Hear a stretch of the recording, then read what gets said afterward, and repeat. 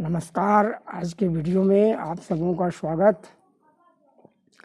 आज का चिंतन वाक्य, अब संघर्ष हम सब जो करते हैं या जीवन में कभी कभी करना पड़ता है, तो संघर्ष अपनी प्रतिभा को दिखाने का एक अवसर है।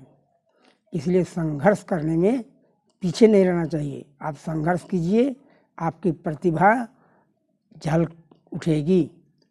अब आज का योग के बारे में बात। भगवान पिछले वीडियो में कहा कि योग भ्रष्ट का इस लोक और परलोक कहीं भी पतन नहीं होता है। अब वे योग की महिमा बताते हैं।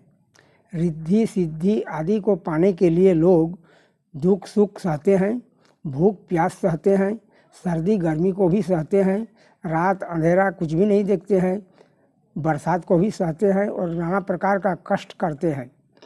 वे लोग तपस्वी कहलाते हैं। इन सकाम तपस्वियों से पारमार्थिक रुचि वाला योगी को भगवान श्रेष्ठ कहते हैं। शास्त्र जानने वाले पढ़े लिखे विद्वानों को हम लोग ज्ञानी कहते हैं। कर्म योग, भक्ति योग, लय योग, जितने भी प्रकार के योग होते हैं उनको वे सब जानते हैं, उनकी बातें करते हैं और बताते भी हैं, किंतु उनका उद्देश्य सांसारिक और ऐश्वर्य है। तो ऐसे सकाम ज्ञानियों से भी योगी श्रेष्ठ होता है, भले वह भ्रष्ट योगी हो गया हो। सकाम भाव से यज्ञ, धन, तीर्थ आदि शास्त्रीय कर्मों को करते हैं लोग। उन कर्मियों से भी योगी श्रेष्ठ हैं। तीनों में सकाम भाव होने से ये योगी नहीं कहलाते हैं, ये भोगी होते हैं। इसलिए कहते हैं भगवान की, हे अर्जुन तू योगी हो जा।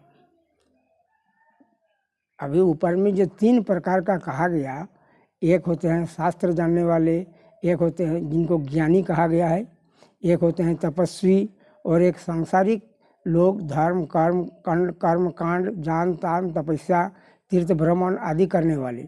तो तीन प्रकार के जो लोग होते हैं, सभी सबकी परमात्मा की ओर ध्यान तो है, लेकिन वे अपना ऐश्वर्य और अपने भोग के लिए करते हैं। इसलिए कहते हैं ये सब जोगी नहीं भोगी है। किंतु तुम जोगी बन जा और राग द्वेष रहित हो जा। सब काम करते हुए भी जल में कमल के पत्ते की तरह निर्लिप्त रह जा। यही तुम्हारे लिए एक निश्चित श्रेय है। क्योंकि अर्जुन पूछे थे कि मेरे लिए कौन सा अच्छा है, तो बोले कि तुम जोगी बन जा। किस प्रकार का जोगी, वह भी बता दिए। इन वाक्यों में स्पष्ट रूप से कौन सा जोगी होना चाहिए ये बातें नहीं कहा गया, क्योंकि कर्म योग, भक्ति योग, लय योग सभी जोगी हैं। अब श्री कृष्ण चाहते हैं अर्जुन भक्ति योगी बने, इसलिए भक्ति योगी की विशेष महिमा बता देते हैं। कहते हैं किसी भी योगी से वे श्रेष्ठ हैं जो केवल और केवल मेरे साथ संबंध जोड़ने वाला होता है। उसके लिए मैं छोड़कर और कुछ नहीं, अर्थात कृष्ण भगवान छोड़ करके और उसके लिए कुछ भी नहीं है। वही है सर्वश्रेष्ठ योगी, जो खाते पीते उठते बैठते चलते फिरते सोते जागते सभी क्रियाओं में मेरा ही चिंतन करते हैं, मुझसे ही अपनापन रखते हैं, और अपनापन होने पर वे अनन्य भक्त बन जाते हैं। तो संसार की आसक्ति सर्वथा मिट जाती है। सभी प्राणियों में वैरभाव से रहित हो जाता है और युक्ततम हो जाता है। युक्ततम का मतलब, युक्ततम का अर्थ है संपूर्ण योगों से युक्त, क्योंकि भगवान को महायोगेश्वर कहा गया है। उनसे और बड़ा योगी कोई नहीं है। तो महायोगेश्वर तो सभी योगों के उनमें है, कोई किसी प्रकार की कहीं से भी थोड़ी भी लेस मात्र की भी त्रुटि नहीं है। तो ऐसा तो मनुष्य का बनना संभव नहीं है, क्योंकि वे भगवान हैं, इसलिए उनसे संभव सब कुछ है। उनकी तुलना करना ही बेकार है, व्यर्थ है। तो अर्जुन को कहते हैं कि तुम सभी योगों से युक्त हो जा, अर्थात युक्ततम हो जा। ऐसे योगी जो कभी योग भ्रष्ट नहीं होता, उसके योग भ्रष्ट होने का प्रश्न ही नहीं पैदा है। यदि अंत समय में, भगवान कहते हैं कितना सुंदर, यदि अंत समय में पीड़ा या बेहोशी या अन्य किसी कारण से यदि मेरा स्मरण तू नहीं कर सका तो मैं स्वयं उसका स्मरण करता हूँ।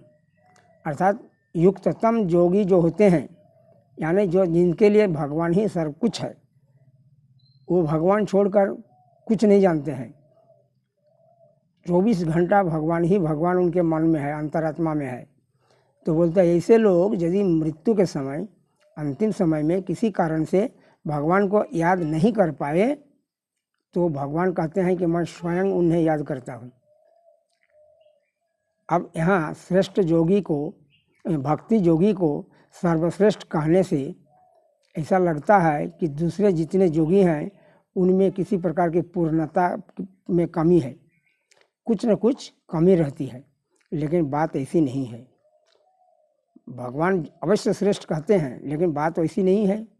संसार का संबंध विच्छेद होने से सभी योगी बंधन मुक्त होते हैं, चाहे वह लय योग का हो, कर्म योग का हो, हठ योग का हो, भक्ति योग का हो, किसी भी प्रकार का योगी हो, तो संसार बंधन से मुक्त होना है और परमात्मा में स्वयं को लगाना है, उन्हें याद करना है, तो उनमें पूर्णता ही हो जाती है और पूर्णता में कमी नहीं रहती है। किंतु भगवान से अपनापन कर लेता है जो लोग, जो योगी, यानी उठते बैठते सोते पीते खाते उठते जागते 24 घंटा भगवान ही भगवान है, अंतर्मन भगवान में उसका लग जाता है, भगवत प्रेम हो जाता है और वह प्रेम प्रतिक्षण वर्धमान है। और ऐसा प्रेम प्रकट होने से ही भगवान उसे सर्वश्रेष्ठ कहते हैं, यानी उस प्रकार के योगी को सर्वश्रेष्ठ माना गया है। अन्यथा भक्ति योग, और हम सब भी जानते हैं भक्ति योग सबसे श्रेष्ठतम योग है। योग सभी अच्छा है, सभी योग भगवान को मिलते हैं, लेकिन भक्ति योग सर्वश्रेष्ठ योग है। बस आप कोई भी योग कीजिए, कर्म योग कीजिए, लय योग कीजिए, हठ योग कीजिए, ध्यान योग कीजिए, सभी योग में यदि सब कुछ है तो भक्ति योग हो गया। यदि आप ध्यान करते करते भी यदि आप भगवान का ही सब कुछ हो गए तो ही ध्यान योग ही भक्ति योग हो गया, जैसा कि कहा गया। बस धन्यवाद।